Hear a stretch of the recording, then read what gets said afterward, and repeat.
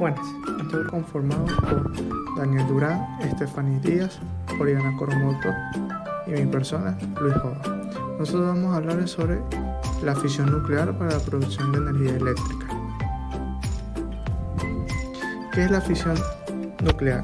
La fisión nuclear es una reacción en la cual un núcleo pesado, al ser bombardeado con neutrones, se convierte en inestable y se descompone en dos núcleos, cuyos tamaños son del mismo orden de magnitud, con gran desprendimiento de energía y la emisión de 2 o 3 neutrones.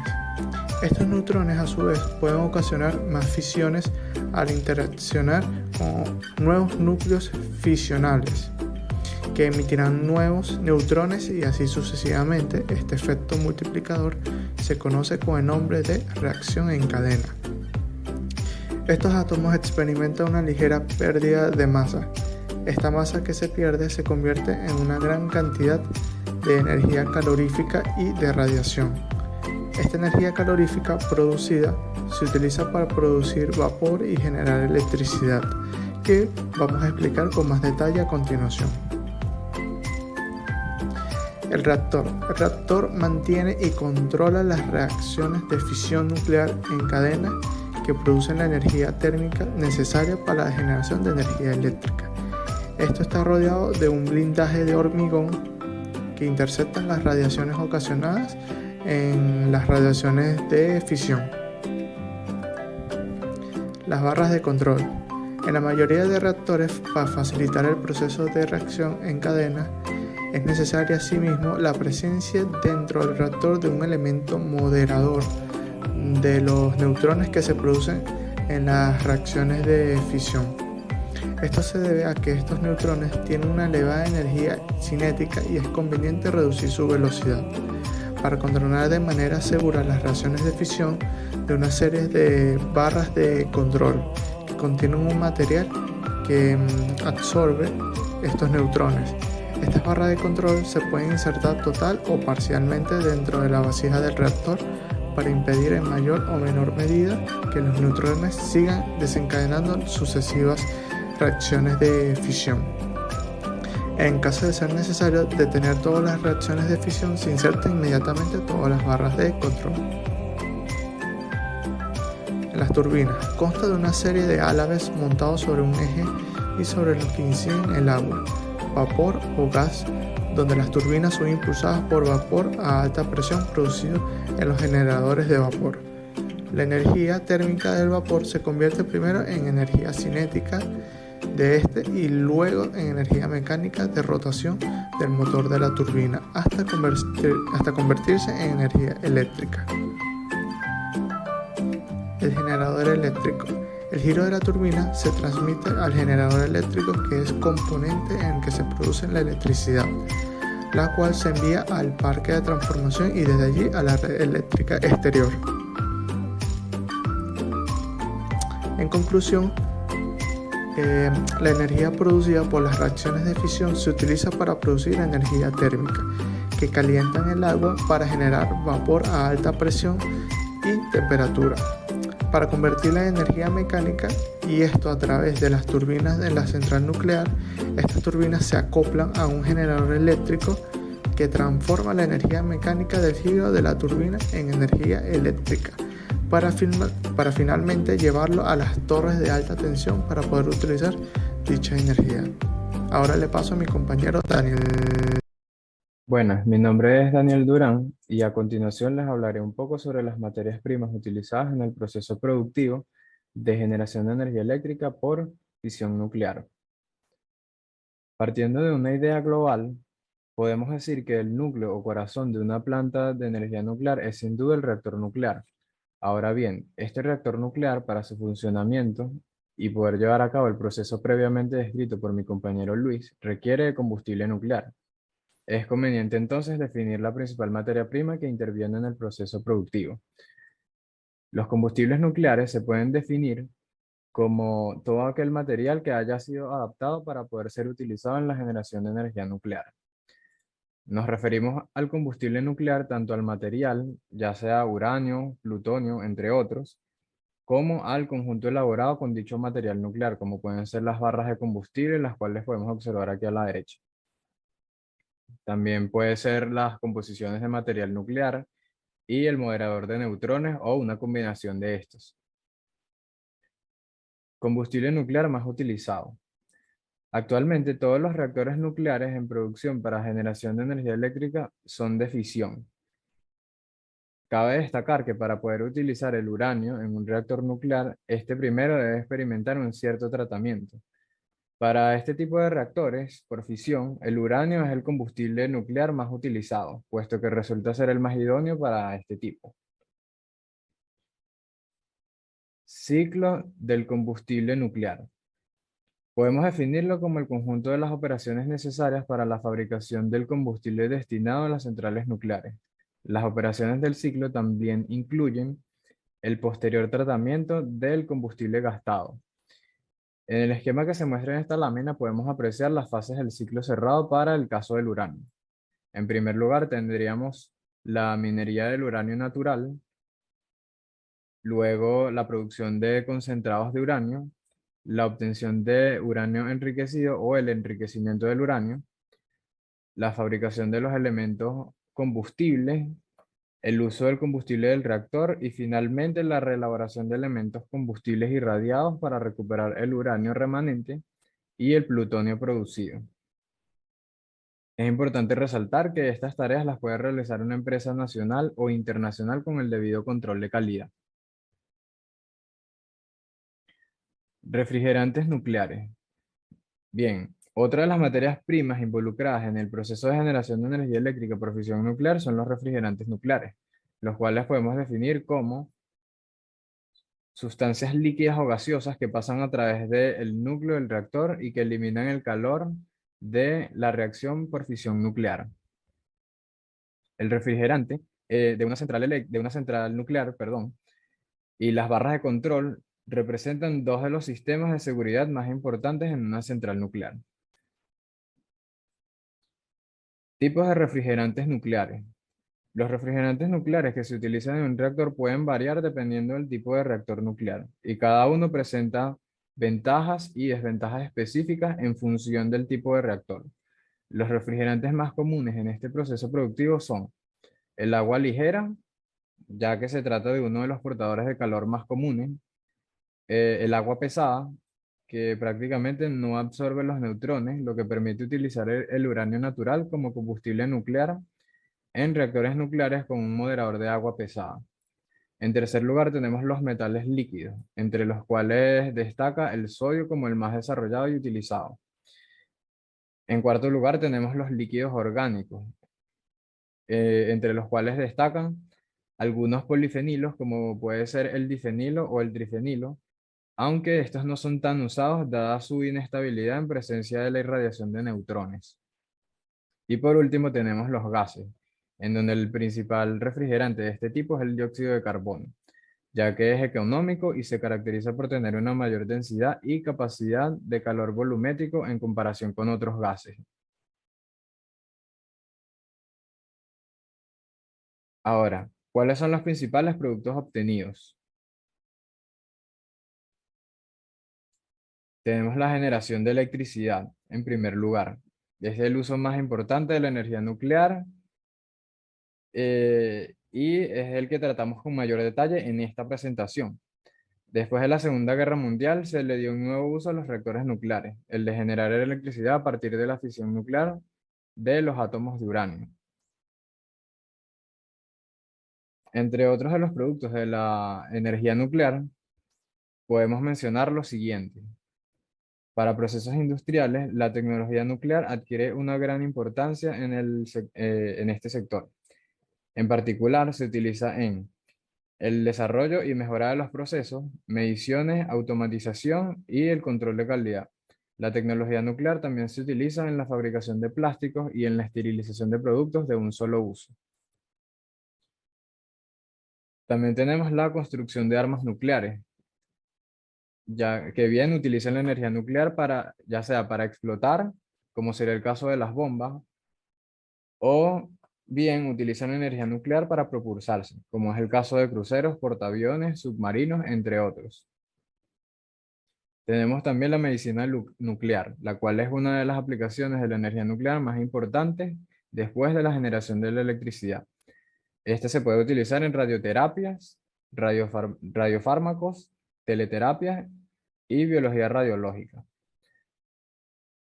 Para la agricultura y control de plagas resulta de gran utilidad en el control de plagas de insectos, el aprovechamiento máximo de recursos hídricos.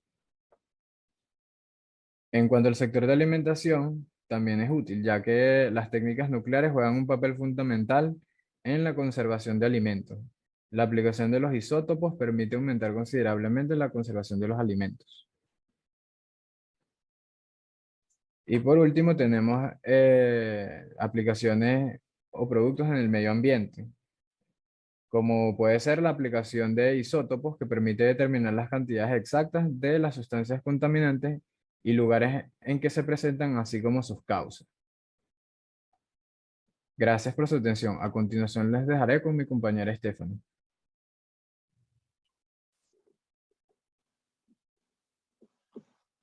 Identificación de posibles impactos ambientales de la fisión nuclear para producir electricidad. En este tipo de fuente de energía, la reacción que se genera cuando el núcleo de un átomo pesado, el uranio, se divide en núcleos de elementos más ligeros, genera gran liberación de energía. La fisión nuclear produce bajas emisiones de gases de efecto invernadero, como lo es el CO2. El rango de emisiones generadas por centrales nucleares se encuentra en el mismo rango que la energía eólica y genera más emisiones en comparación a la energía hidráulica. Debido a las diferentes ventajas que tiene esta fuente de energía, la Comisión Europea reconoce la energía nuclear como fuente de energía renovable. Países como Francia, Estados Unidos, Japón, Alemania, Rusia, Canadá, Reino Unido, entre otros países alrededor del mundo, generan energía nuclear. Las emisiones de las torres de refrigeración, considerados como fuentes de contaminación, emiten vapor de agua, pero como toda fuente de energía, esta actividad tiene repercusión medioambiental en algún momento de su ciclo de vida. Desde el punto de vista de la protección del ambiente, las centrales nucleares se encuentran sujetas a diferentes estrictos reglamentarios debido a los desechos peligrosos que ésta genera. Dicho marco reglamentario abarca todos y cada uno de las diferentes fases que componen este ciclo de producción. Se debe proteger a los trabajadores, el público en general y el medio ambiente.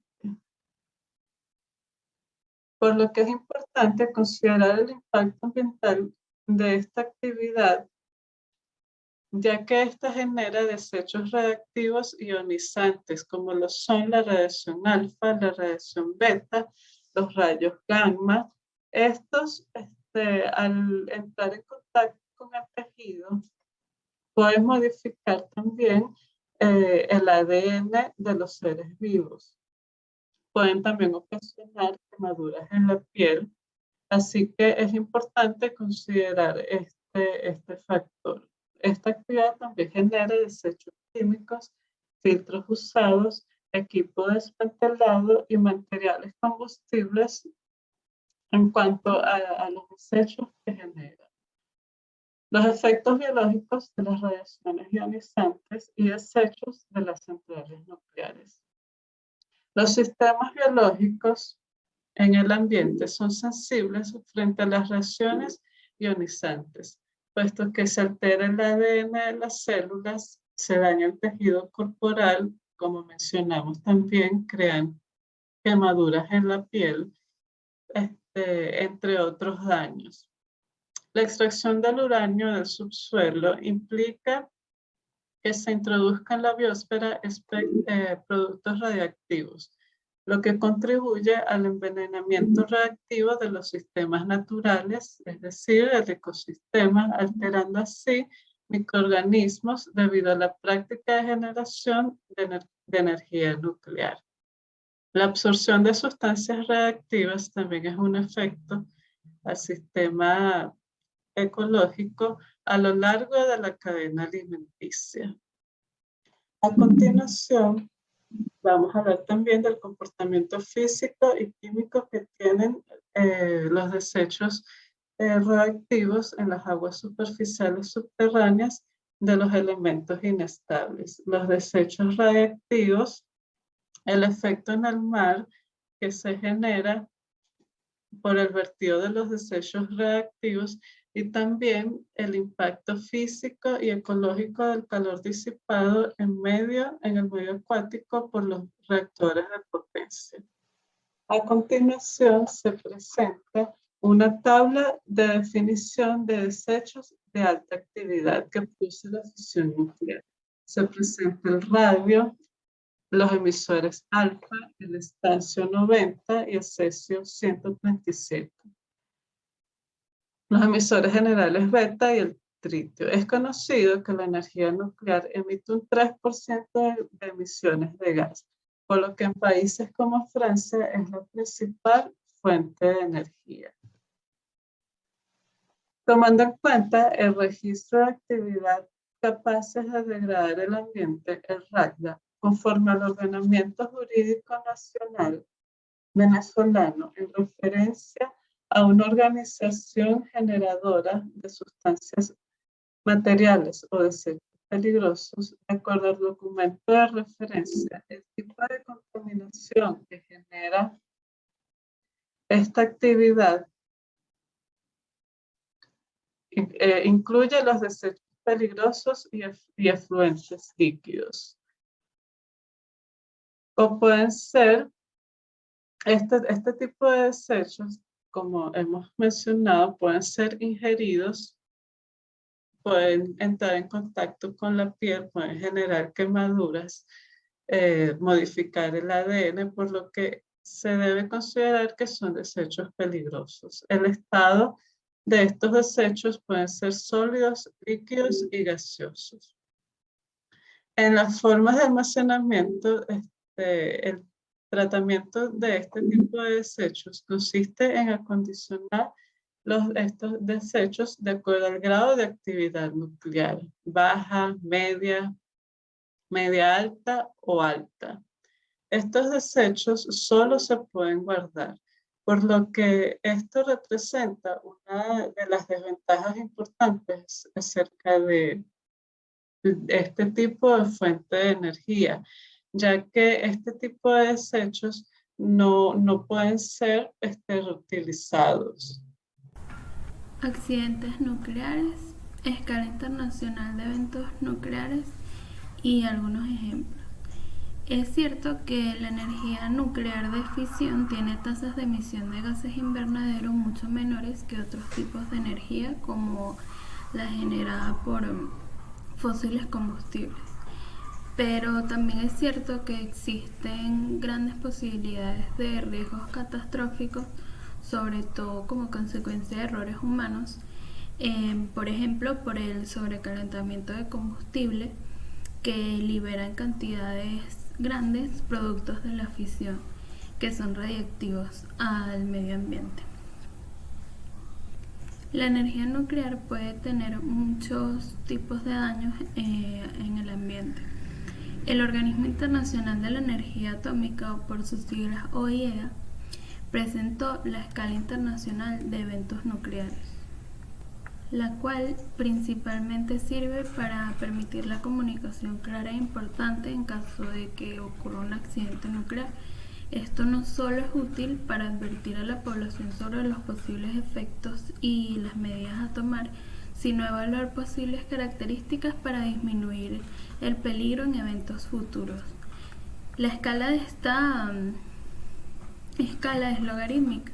Es similar a la magnitud de momento que se utiliza para describir la magnitud comparativa de los terremotos. Cada nivel representa el aumento de un accidente de su intensidad de aproximadamente 10 veces más que el anterior. Presenta 7 niveles, de los cuales los 3 primeros son incidentes sin consecuencias en el exterior de la planta y los otros 4 son accidentes. Estos 7 niveles son el nivel 7, accidente mayor. Solo han ocurrido 2 eventos de este nivel en la historia. Este nivel implica que se produce una liberación del material radiactivo que pone en riesgo la salud general y el medio ambiente en una larga escala y requiere la aplicación y prolongación de medidas de contraposición. El nivel 6, un accidente serio, ha ocurrido un evento de esta magnitud en la historia, sobre el cual hablaremos más adelante. En este nivel hay un impacto sobre las personas, la salud y el medio ambiente, y se produce la liberación del material radiactivo que requiere una aplicación probable pero no tan prolongada de medidas de contraposición.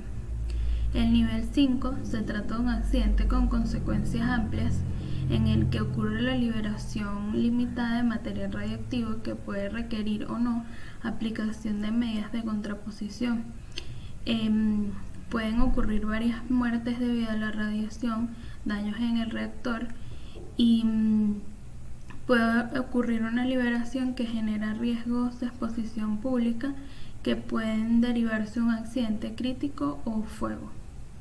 El nivel 4 es un accidente con consecuencias locales y municipales, que implica la liberación menor de material radioactivo que puede requerir, aunque es más probable que no requiera, aplicación de medidas de contraposición.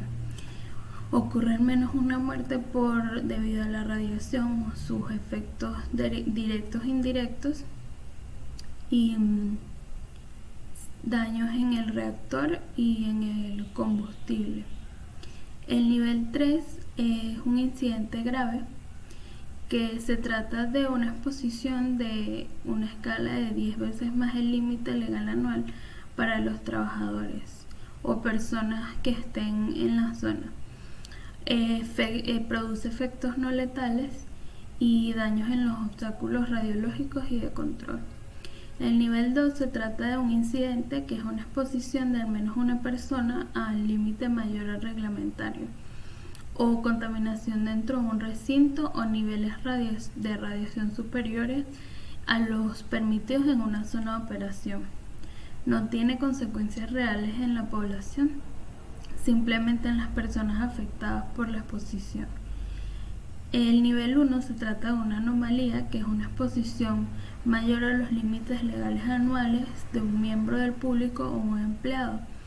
Genera problemas menores con elementos y componentes de seguridad, con las defensas del reactor y el robo o la pérdida de una fuente de radiactividad de baja intensidad. El nivel 0 es una desviación que no tiene significancia para la seguridad. A continuación, algunos ejemplos de los accidentes nucleares de mayor escala ocurridos en la historia. Chernobyl es un nivel 7 en la escala INES, que es el mayor nivel, y fue un accidente nuclear sucedido el 26 de abril de 1986 en la central nuclear Vladimir Ilich Lenin, ubicada al norte de Ucrania, que en ese momento pertenecía a la Unión Soviética.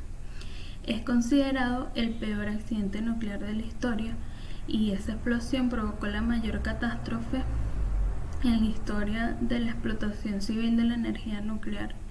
Marcó un récord en términos de exposición a la población a la radiación y marcó un antes y un después en la historia de la industria de la energía atómica. Como consecuencia, murieron 31 personas al momento del accidente y alrededor de 135.000 personas tuvieron que ser evacuadas de un radio de 155.000 kilómetros cuadrados afectados. Estas áreas permanecieron deshabitadas durante muchos años y Se realizó la reubicación posterior de 215.000 personas. La radiación liberada se extendió a gran parte de Europa y del continente asiático, permaneciendo los índices de radioactividad en las zonas cercanas en niveles peligrosos durante un largo periodo de tiempo.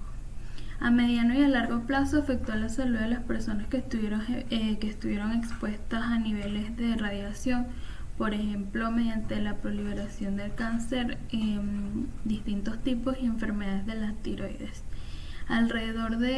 Se estima entre el 3,5% y el 97%, las cifras no son exactas, de 90 toneladas de combustible fue emitido a la atmósfera. Fukushima también es un nivel 7 en la escala Inés. Este accidente fue provocado por el terremoto y el tsunami de Tohoku el 11 de marzo de 2011. Este accidente dio lugar a la emisión de radioisótopos al ambiente, y la mayor parte de estas emisiones a la atmósfera fueron transportadas por los vientos y se depositaron en el océano y fuentes de agua cercanas y se dispersaron en estas. Aunque no se han observado muertes directas relacionadas con esta radiación ni enfermedades graves entre los trabajadores, la contaminación en las fuentes de agua es un efecto que continúa hoy en día, pero en comparación con los más de 10.000 fallecidos y las consecuencias que dejó el terremoto y el tsunami, por suerte este accidente no tuvo directamente un impacto en la población, en su salud. El accidente de Kishtim, un nivel 6 en la escala Inés, fue un accidente que provocó una contaminación radiactiva que tuvo lugar el 29 de septiembre de 1957 en Mayak, que era un sitio de producción de plutonio para armas nucleares y combustible nuclear para plantas de reprocesamiento de la Unión Soviética. Esta explosión tuvo una fuerza de 75 toneladas de TNT que esparció una gran cantidad de radiación a la atmósfera. A partir de este momento comenzó una terrible contaminación ambiental con graves consecuencias para la salud pública, y en los 10 días posteriores al accidente murieron unas 200 personas como consecuencia de esta radiación. El accidente de Windscale es un nivel 5 en la escala Inés y es el peor accidente ocurrido en el Reino Unido de tipo nuclear. Ocurrió en Windscale, al norte de Inglaterra, el 10 de octubre de 1957. Causó una gran contaminación ambiental y se le atribuyen más de 200 casos de cáncer, y aunque no hubo evacuaciones directas en la zona adyacente, se temía que la leche podría estar contaminada, y esto hizo que aproximadamente 500 kilómetros cuadrados de la campiña cercana fuera destruida durante aproximadamente un mes. Otros accidentes pero de menor magnitud incluyen el de 3 Mile Island en Estados Unidos de nivel 5, Tokaimura, Japón de nivel 4, Saint Laurent de Saux en Francia de nivel 4, Vandelos, España, nivel 3, y Sellafield en el Reino Unido de nivel 3. ¿Y qué enseñanzas han dejado los accidentes más graves ocurridos? Se han tomado distintas acciones para evitar futuros accidentes. Lo primero es identificar los puntos débiles de los reactores y mejorarlos. Esto incluye cambiar los reactores que ya han quedado obsoletos por algunos que han tenido mayor avance tecnológico. Se han hecho esfuerzos para mejorar todos los aspectos de seguridad, no solo en el diseño de los reactores, sino también en el factor humano, que esta es importante y ha sido la causa de muchos de los peores accidentes ocurridos. También, particularmente el desastre de Fukushima, dejó la enseñanza de que hay que reforzar las protecciones contra desastres naturales, pues este accidente se originó por la inundación provocada por el tsunami posterior al terremoto.